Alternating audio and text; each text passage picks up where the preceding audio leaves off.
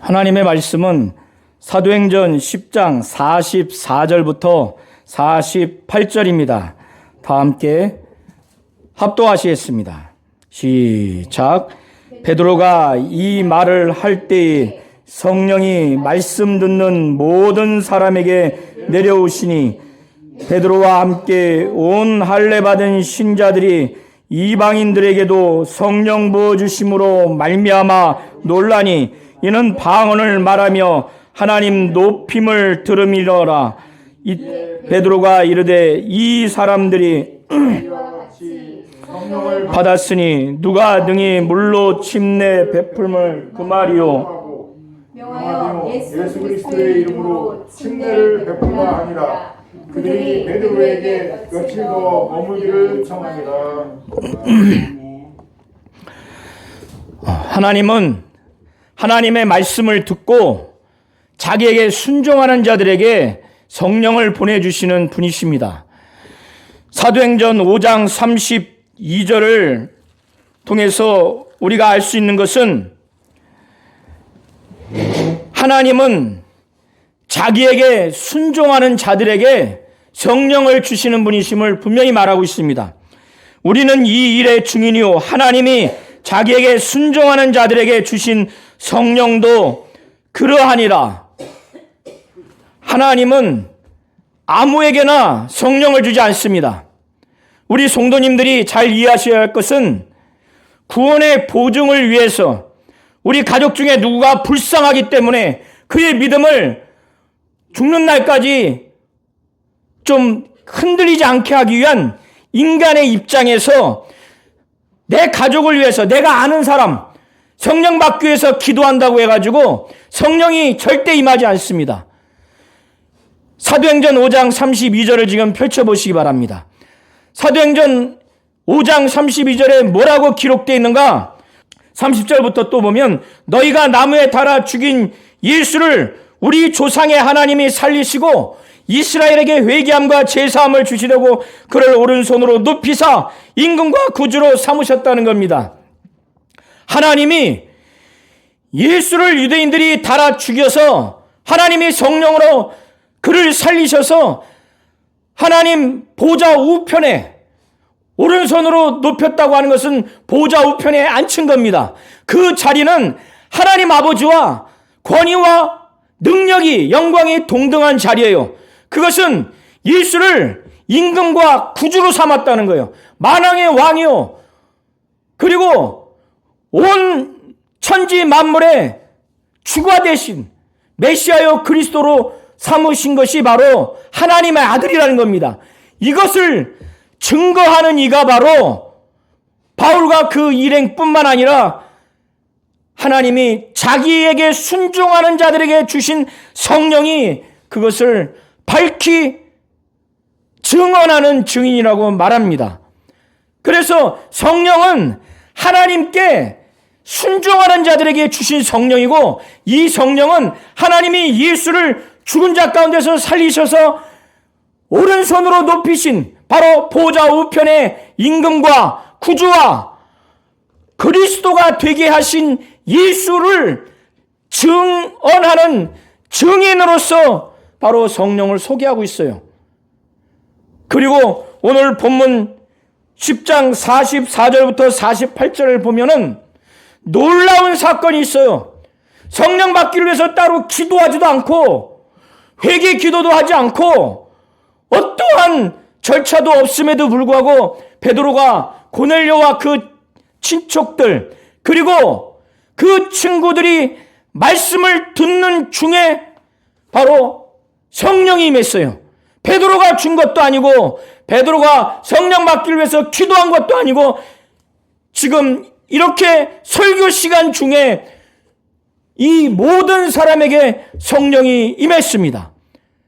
말씀을 듣는 모든 사람에게 귀로만 들은 것이 아니라 심령으로 이 말씀을 듣고 이 베드로가 전한 성령이 하시는 말씀에 반응을 했다는 거예요. 이것을 의심하지도 않고 집중하는 건 당연하거니와 이것을 깨달을 뿐만 아니라 그 말씀을 통해서 전달하는 하나님의 뜻, 하나님의 음성을 듣고 이것이 죄이구나. 이것이 바로 예수가 산자와 죽은 자의 재판장이구나. 그래서 죄가 있는 자는 심판에서 지옥불에 던져지겠구나.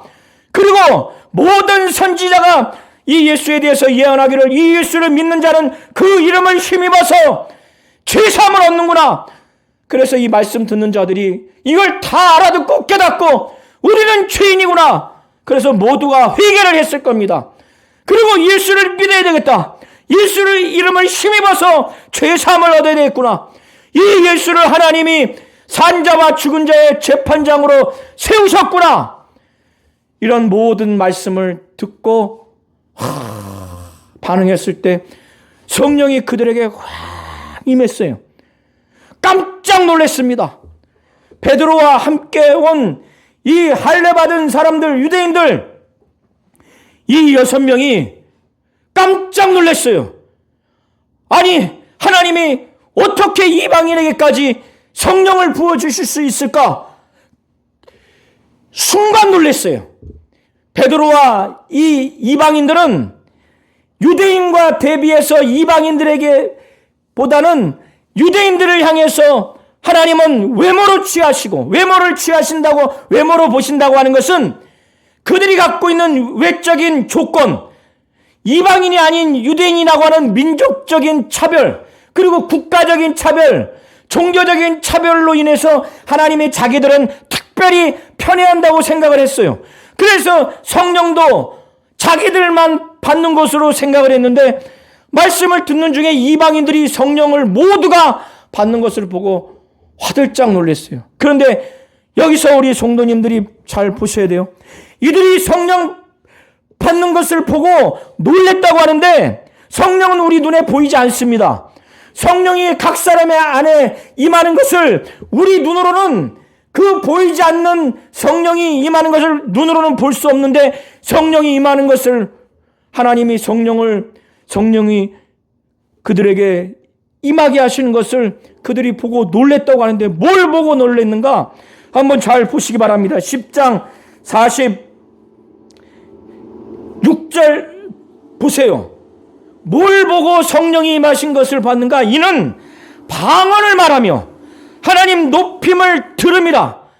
베드로와 그 공간 안에 있던 유대인들이 자기들은 이미 성령 받고 방언을 막 합니다. 방언이라고 하는 것은 마가복음 16장에 보면은 예수께서 사도들에게, 제자들에게 복음을 증거하라고 하면서 믿는 자들에게는 이런 표적이 따른다고.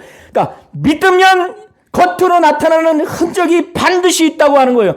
그 중에 뭐냐면 바로 믿는 자들에게는 이런 표적이 따르니 곧 저희가 내 이름으로 귀신을 쫓고 뱀을 집으며 무슨 독을 마시자도 해를 받지 아니하며 그 가운데 뭐가 있냐면 새 방언을 말한다고 하는 거예요. 여기서의 새 방언이라고 하는 것은 많은 학자들이 사도행전 2장에 성령 받고 임한 방언을 문자적인 외국 언어로 해서 이 세상에서 존재하는 외국 언어로 그렇게 해석을 해요. 이렇게 성령 받고 영적인 체험을 하지 못하니까 이런 엉뚱한 해석을 하는 거예요. 예수께서 마가복음 16장 16절 이하에 말씀하실 때 그 새 방언이라고 하는 것은 이 세상의 언어가 아닌 새로운 언어, 영이 하나님께 기도하는 그 언어를 두고 말하는 겁니다. 그러니까 오순절날 성령 받고 방언을 말하는 것을 외국 언어로 말하는 것으로 그렇게 해석하니까 성령의 역사를 그렇게 제한하는 거예요. 자, 마가복음 16장을 한번 보시기 바랍니다. 예수의 마지막 말씀을 귀하게 여기셔야 돼요. 새 방언은 다른 외국어가 절대 아니에요. 성령 받고 내 영이 하나님께 비밀을 말하는 영의 기도를 두고 말하는 거예요. 영이 하나님께 간구하는 아무도 알아들을 수 없는 그 언어를 두고 말하는 겁니다. 16장 15절부터 18절을 다 함께 큰 목소리로 한번 합독하시겠습니다. 시작. 또 이르시되 너희는 온 천하에 다니며 만민에게 복음을 전파하라. 믿고 침례를 받는 사람은 구원을 얻을 것이요 믿지 않는 사람은 정죄를 받으리라. 믿는 자들에게는 이런 표적이 따르니 곧 그들이 내 이름으로 귀신을 쫓아내며 새 방언을 말하며 뱀을 집으며 무슨 독을 마실지라도 해를 받지 않으며 병든 사람에게 손을 얹은 적 나으리라. 그러니까 사도들이 많은 사람들에게 복음을 증거했을 때 그들이 제대로 믿으면 그 믿는 믿음의 그 진실함이 겉으로 흔적으로 나타나는데 그 중에 하나가 새 방언을 말한다는 거예요. 바로 내 영이 하나님께 비밀을 말하는 이 영의 기도를 두고 바로 새 방언이라고 말하는 거예요. 지금 베드로와 할례 받은 6명이 베드로가 설교를 막 할 때 말씀을 들을 때 한 사람도 빠트림없이 전부 다 성령이 그들에게 임하는 것을 보고 놀랐어요. 이방인들에게 성령 받은 것을 보고 그걸 어떻게 알았는가? 그들 모두가 갑자기 설교 듣고 있는데 막 방언을 말하는 거예요. 막 이런 소리, 이런 유의 소리 다 다릅니다. 이거를 설교 중에 막 말아요. 그리고 하나님을 막 찬양을 해요. 그러니까 베드로가 딱 판단을 했어요. 이거는 성령이 임해서 성령의 충만함을 따라 영이 기도하는 방언이다. 그리고 하나님을 이렇게 높이니 이방인과 유대인, 하나님은 유대인을 더 차별해서 편애한다고 생각을 했는데 그게 이 순간 완전히 무너진 거예요. 그래서 이렇게 성령 받고 방언을 말하고 하나님을 높이는 이들이 우리와 무슨 구분이 있는가? 그래서 우리와 같이 성령을 받았으니 지금 너희들 중에서 침례를 금할 자가 누구냐? 누가 이 사람들의 침례를 금하리요? 이게 수학적으로 말하는 거예요. 당연히 없다고 말하는 거예요. 당연히. 누가 금할 거냐? 그래서 같이 온 사람들한테 예수 그리스도의 이름으로 침례를 주라. 이렇게 합니다. 그리고 난 다음에 그들이 베드로에게 받은 말씀, 이제 성령 받고 이제 방언 말한 지 얼마 안 됐으니까 이들이 얼마나 기뻐요. 그리고 들은 말씀을 막 듣고 싶고 교제하고 싶고 어떻게 신앙생활하고 싶고 그러지 않겠어요? 그러니까 베드로에게 며칠 좀 더 유예해달라고 그렇게 요구를 합니다. 자, 베드로가 도대체 무슨 말씀을 증거했기에 말씀을 듣는 중에 확 성령이 임했을까? 베드로가 전한 말씀도 중요하고 이 베드로의 말씀을 듣는 이 모든 사람들의 심령의 자세와 태도가 매우 중요합니다. 이 말씀과 말씀을 듣는 자의 태도가 하나님 앞에 매우 신실한 내용이고 올바른 복음이고 그 말씀을 듣는 자세와 태도가 하나님 보시기에 너무 만족스러우니까 성령 받기를 위해서 기도하지 않음에도 불구하고 하나님 아버지가 결정을 내렸어요. 바로 이런 자들에게 성령이 임하도록 해야 되겠다. 자, 사도행전 10장 33절부터 48절을 유심히 보시되 33절을 잘 보세요. 지난주에도 봤지만은 고넬료는 베드로에게 사람을 보내서 자기와 가족들이 구원받은 말씀을 하나님이 들려주겠다고 하는 천사를 통해서 하신 그 말씀을 전하기 위해서 자기 수하 있는 사람을 보냈어요. 보내서 왔을 때 이 고넬료와 그 친족들, 그 가까운 친구들을 초청해서 그 말씀 듣기를 막 사모했어요. 간절하게. 그러니까 그것이 말씀을 전하는 베드로에게도 그것이 막 나타나요. 말씀을 전하는 베드로를 너무 존중해. 너무 귀하게 여겨. 그래서 내가 사람을 보내었는데 오셨으니 잘했습니다. 잘했습니다. 이건 그를 존중하는 거예요. 그를 환대하는 겁니다. 우리 성도님들이 말씀을 전하는 자를 미워하거나 비판하거나 그를 업신여기거나 가짜않게 여겨보세요. 그를 통해서 들려오는 하나님의 말씀에 들어올 수 있는가? 믿어질 수 있는가? 말씀을 전하는 자와 그가 전한 말씀은 분리할 수가 없어요. 분리해서 나는 말씀만 귀하게 여기고 존중하게 여기고 믿고 말씀을 전하는 자는 껍데기 버리듯이 무시하고 비방하고 심지어 고소하고 이렇게 할 수 있는가? 그건 분리할 수가 없는 겁니다.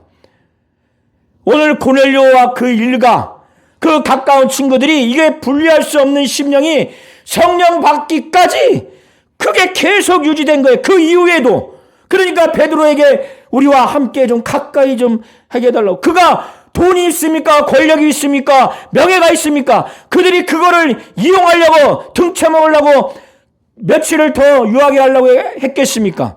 오직 하나님의 말씀, 하나님에 대한 지식과 그 믿는 자 안에서 교제하고 싶어서 어떻게 신앙생활하는지 지도받기 위해서 그러하지 않았겠습니까?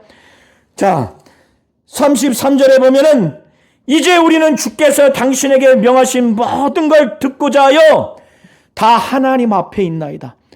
주께서 당신에게 명하신 모든 것을 한마디 한 단어 빠짐없이 꼭꼭 씹어서 막 들으려고 하는 그런 자세예요.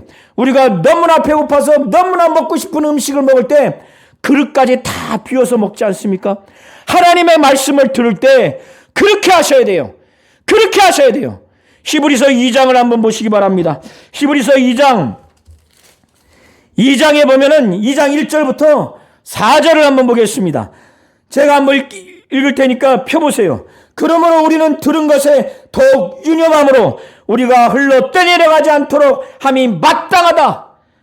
들은 것에 더욱 유념함으로 우리가 흘러 떠내려가지 않도록 함이 마땅하다. 이건 복음의 말씀을 들은 것에 대해서 말하는 거예요. 흘러 떠내려가지 않도록 함이 마땅하다. 우리가 잘 들은 것은 깨달으려고 하고 받아들여서 믿고 순종하고 그렇게 하려고 해야지 그냥 듣지도 않고 들었다 하더라도 깨닫고 그걸 받으려 하지 않고 그냥 물을 흘러가듯이 우리 심령에서 흘려보내도록 하면 안 된다는 거예요. 왜? 천사들을 통하여 하신 말씀이 견고하게 되어 모든 범죄함과 순종하지 아니함이 공정한 보응을 받았거든. 천사를 통해서 하신 말씀이 뭡니까? 율법이에요. 율법. 그 율법도 견고하게 돼서 그 율법도 범죄함과 순종하지 않게 되면은 그에 마땅한 공정한 보응을 받는 거예요. 우리가 이같이 큰 구원을 등한히 여기면 어찌 그 보응을 피하리요?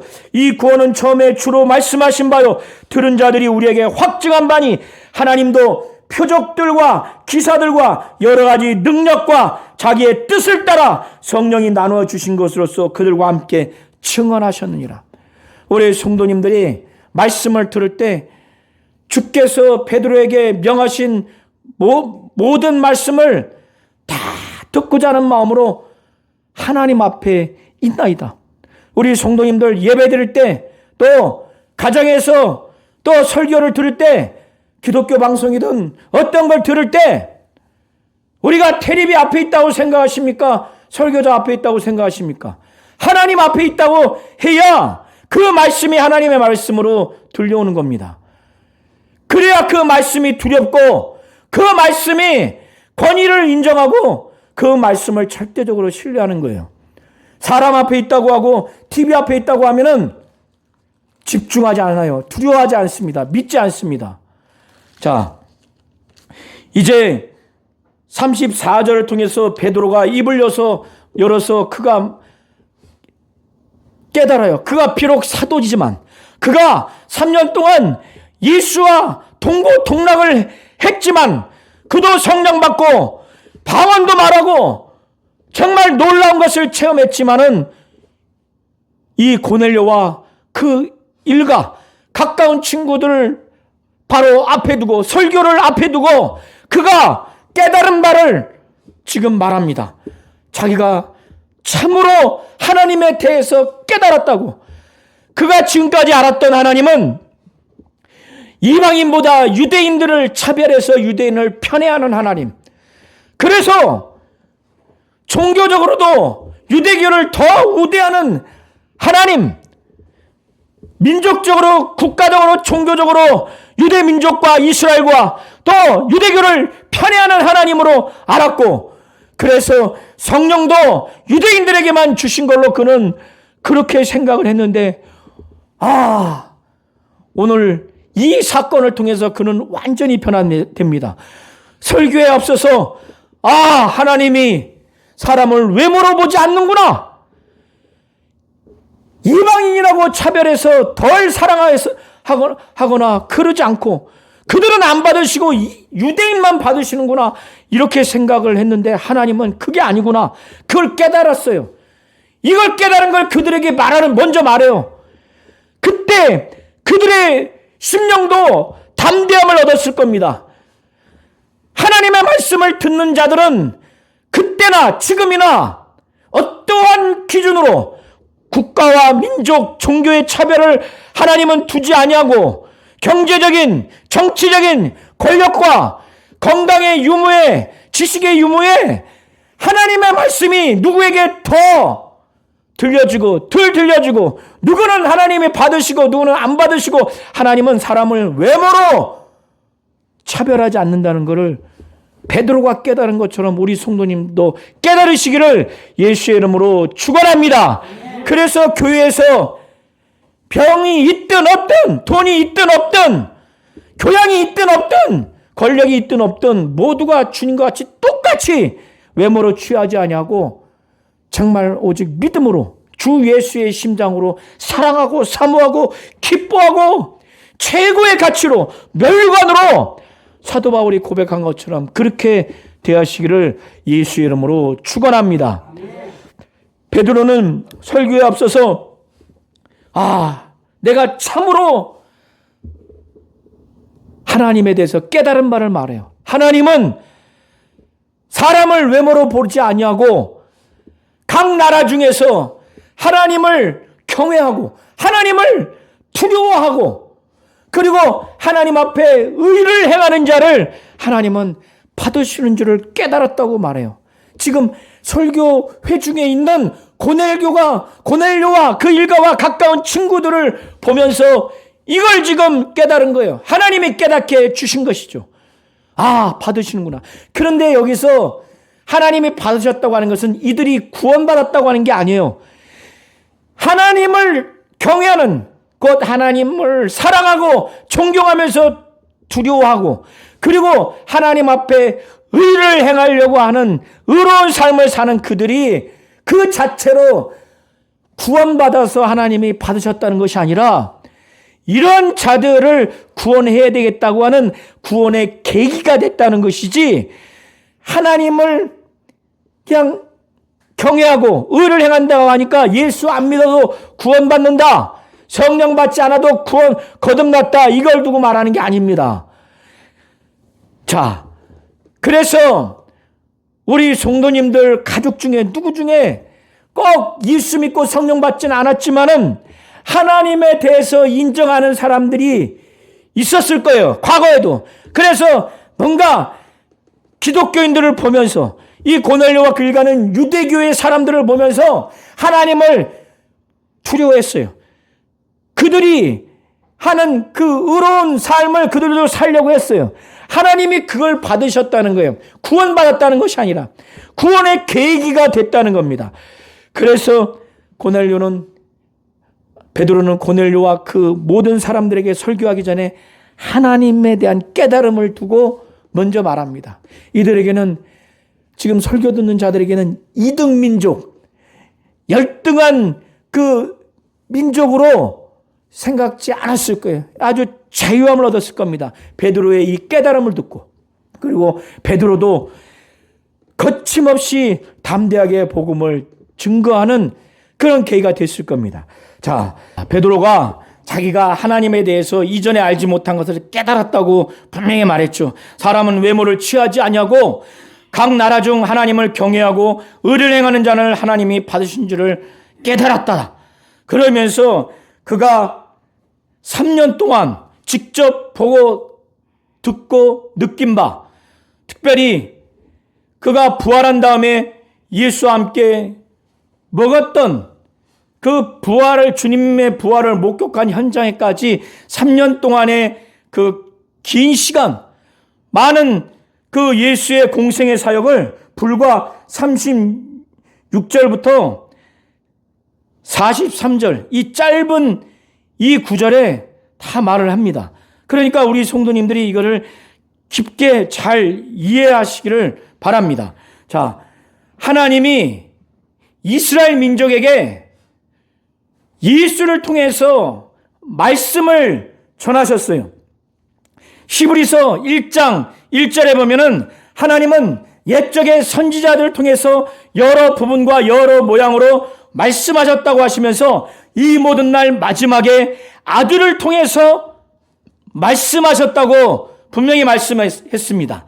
자, 하나님이 예수 그리스도로 말미암아 복음을 전하게 했는데 그 복음을 하나님의 말씀을 통해서 이스라엘 민족에게 먼저 증거하게 했어요.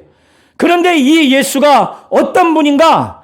만유의 주 되신 예수 그리스도라고 합니다. 만유의 주라고 하는 것은 천지 만물의 왕이라고 하는 거예요. 주권자라고 하는 겁니다. 유대인뿐만 아니라 이방인 모두의 주가 되시는 분이라고 말하는 거예요. 이방인과 유대인의 구원자로 말하는 거예요. 모든 천지 만물의 통치자를 두고 말하는 겁니다. 만유의 주 예수 그리스도를 통해서 그로 말미암아 하나님이 복음을 전했는데 이 복음이 어떤 복음인가? 화평의 복음이에요. 누구와 화평을 합니까? 하나님과 죄인인 인간이 이 죄 때문에 하나님은 자기의 형상대로 지은 인간을 그 죄 때문에 그래서 죄인으로 판정받은 이 죄인들을 영원히 지옥 형벌에 처할 수밖에 없어요. 인간을 이 상황에서 하나님과 인간 사이에 화목하게 할 수 있는 자는 아무도 없습니다. 아무도 없어요. 이 세상에서 우리나라도 남과 북을 통일시킬 수 있는 제3의 국가가 현재까지 없죠. 이 정도가 아니에요. 하나님과 죄가 있는 인간 사이는 하나님이 영원한 지옥 형벌에 처할 수밖에 없을 만큼 용서할 수 없는 죄가 인간에게 있는 거예요. 도무지 화목할 수가 없어요. 그러나 이것을 중재하고 하나님과 인간 사이에 화목하게 할 수 있는 하나님의 분노를 돌이킬 수 있는, 그리고 인간의 죄를 깨닫게 하고 인간의 그 죄를 회개해서 하나님 앞에 무릎 꿇고 돌아가게 할 수 있는 분이 바로 예수 외에는 없는 거예요. 이 복음이 바로 그래서 화평의 복음입니다. 37절이 바로 그걸 말하는 거예요. 만유의 주 되신 예수 그리스도로 말미암아 화평의 복음을 전하사 이스라엘 자손들에게 보내신 말씀. 바로 복음이라고 하는 것은 하나님이 예수를 통해서 예수로 말미암아 그 아들을 보내셔서 아들로 말미암아 먼저 이스라엘 자손에게, 이스라엘 민족에게 전해진 것이 바로 그것이 바로 복음이에요. 하나님이 전해주신 말씀입니다. 이 예수가 만유의 주, 바로 산자와 죽은 자의 임금이요, 바로 재판장이 되시는 그리스도요 메시아가 되시는 바로 그분이라는 것, 이방인과 유대인을 능히 구원할 수 있는 구원자로서의 주요, 심판자로서의 주요 메시아 그리스도라고 하는 것, 임금이라고 하는 것, 왕이라고 하는 바로 주라고 하는 것을 지금 잘 믿으셔야 됩니다. 복음이라고 하는 것은 이 땅에서 잘 먹고 잘 살고 권력을 얻고 명예를 얻고 그런 것을 주는 것이 본질적인 복음의 역할이 아니라, 복음이 뭐라고요? 평화의 복음이라는 거예요. 누구와 평화를 합니까? 누구와 화목을 합니까? 하나님과 우리 사이에 하나님이 영원히 지옥 형벌에 던질 만큼 죄를 저주하고 죄를 지은 우리를 저주하는 이 하나님과 우리 사이의 관계를 예수가 바로 화목하게 하는 그런 자로서 바로 화평의 복음, 평화의 복음을 바로 예수로 말미암아 전해 준 겁니다. 자, 이런 예수로 말미암아 화평의 복음을 전하사 곧 이스라엘 민족에게 전하신 이 말씀을 베드로가 말하기를 언제부터 어느 지역에 전했는가? 바로 예수께서 그가 이제 공생의 사역을 시작할 때 바로 요단강에서 침례 요한이 침례를 줄 때 그때 침례 요한에게 침례를 받았어요. 그래서 물에서 올라올 때 하늘에서 비둘기 같은 형상의 바로 성령이 예수에게 임했습니다. 그리고 하늘에서 저는 내 사랑하는 아들이요 내 기뻐하는 자라. 그런 다음에 그 이후에 성령이 예수를 광야로 막 몰아가셨어요. 40일 동안 밤낮 주야로 줄이시면서 마귀에게 시험을 받으러 그때부터 예수의 공생애가 시작된 겁니다.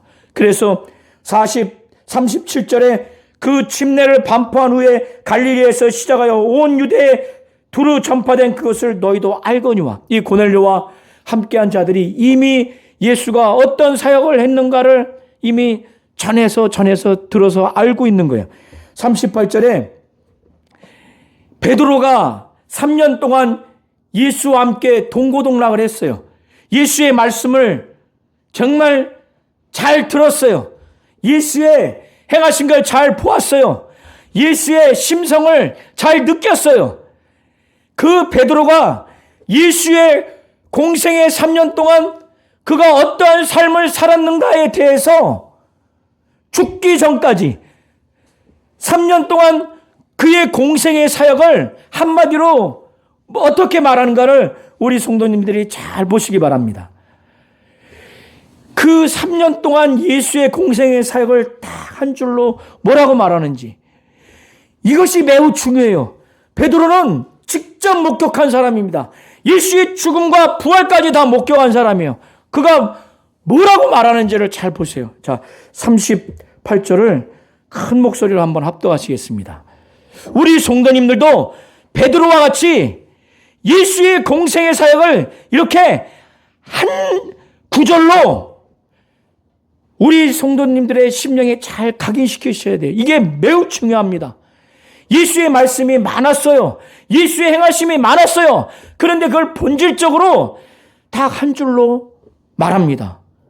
생각해 보세요. 3년 동안 보고 들은 게 많다니까요. 느낀 게 많다니까요. 그런데 그걸 한 줄로 말합니다. 자, 베드로가 예수의 공생의 3년을 그가 본 것도 많아요. 들은 것도 많아요. 예수님이 어떠한 일을 하실 때 예수님의 심성을 느낀 것도 많아요. 그런데 그걸 한 줄로 요약을 해요.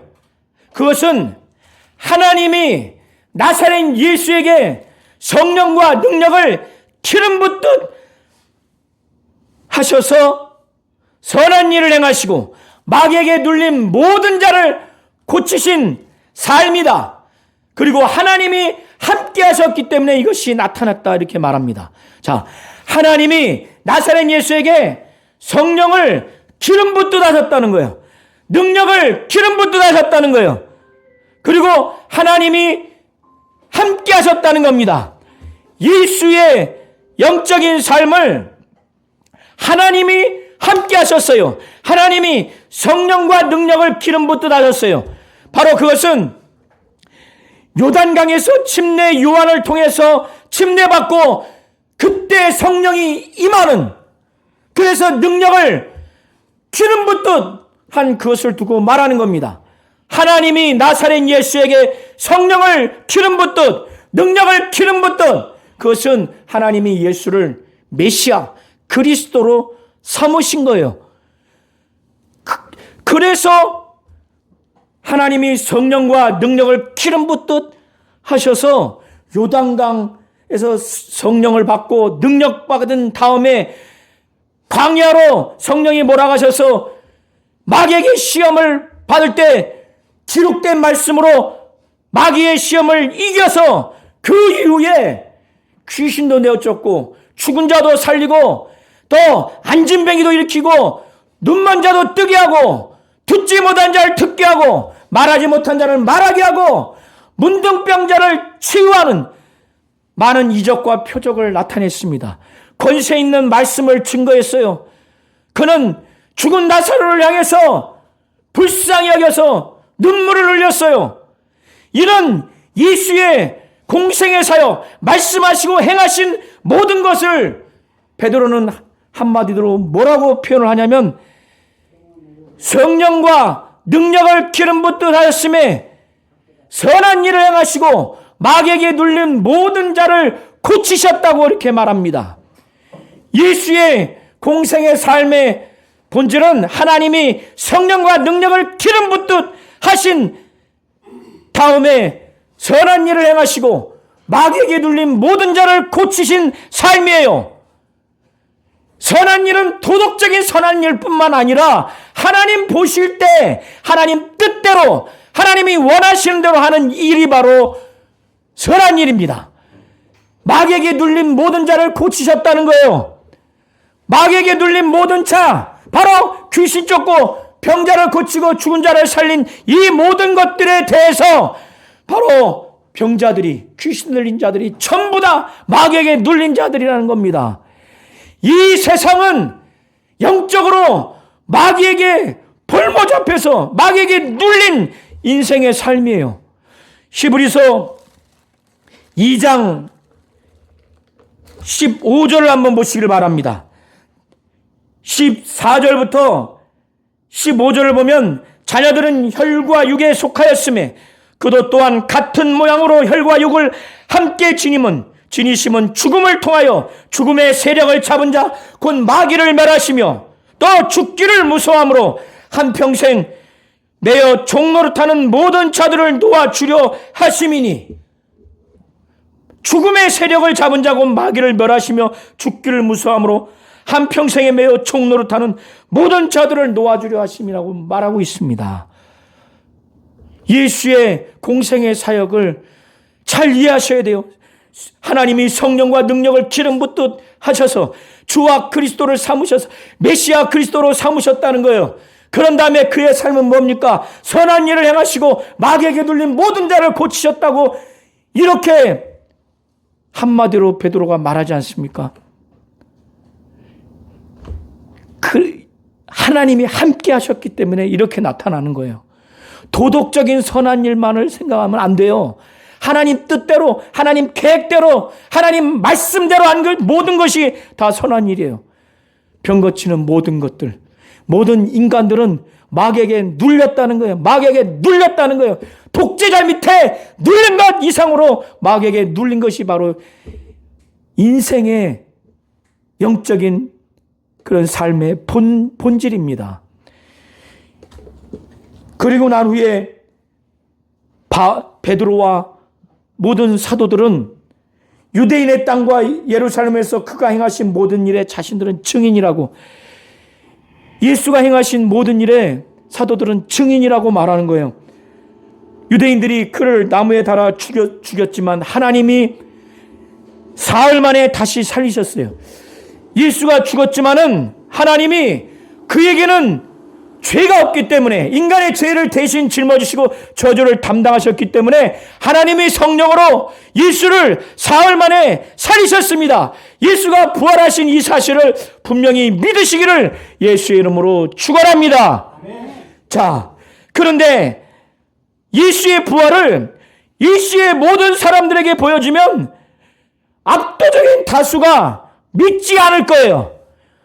유령을 받거나 귀신을 받거나 이렇게 허무맹랑하고 엉뚱한 소리를 하는 것들이 인간들이에요.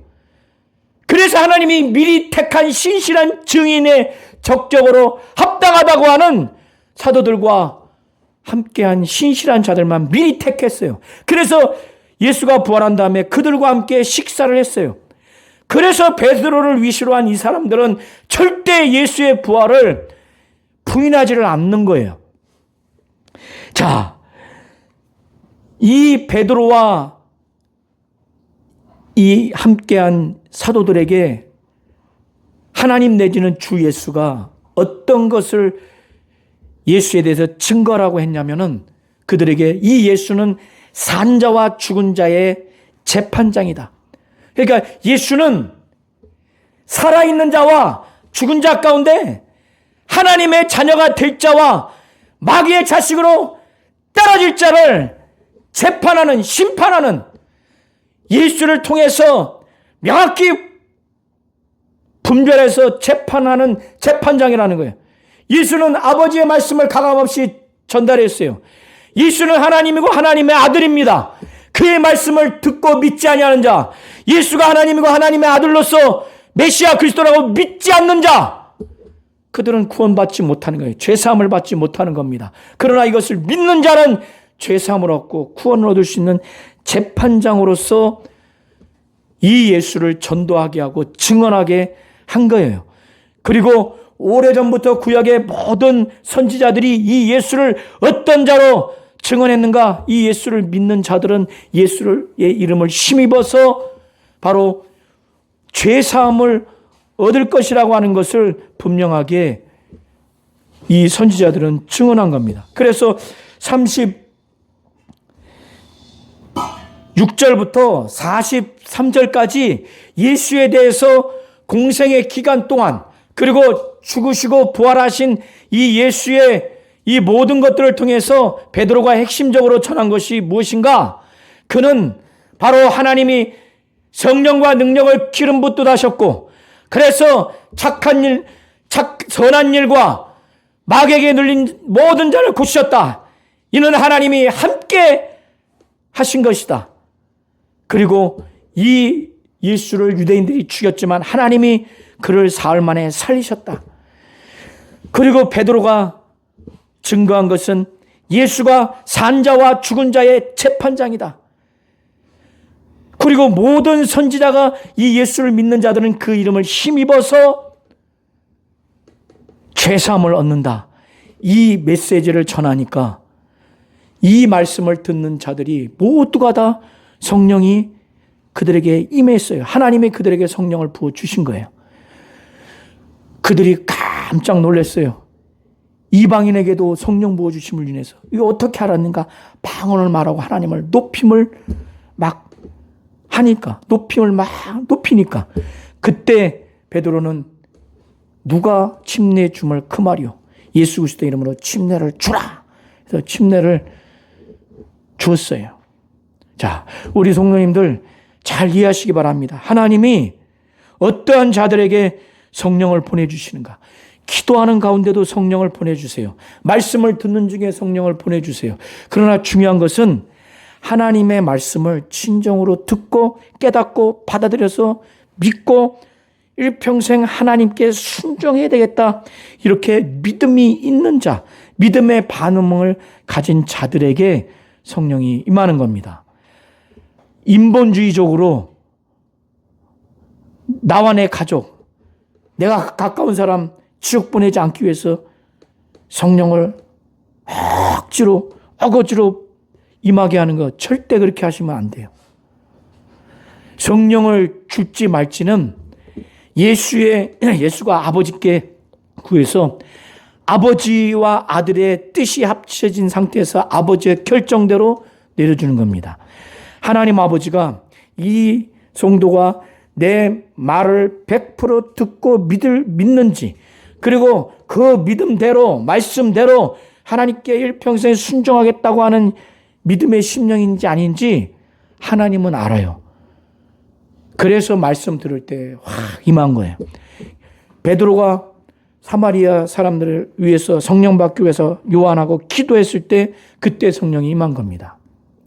자, 하나님은 하나님의 말씀을 진정으로 믿고 들을 때 하나님께 순종하는 자들에게 성령을 보내주신 분이심을 진실로 믿고 성령을 사모하시고 성령 받으신 분들은 하나님의 말씀을 일평생 정말 믿고 순종해서 하나님의 뜻대로 하나님 말씀에 순종하는 성령의 사람이 되시기를 예수의 이름으로 축원합니다.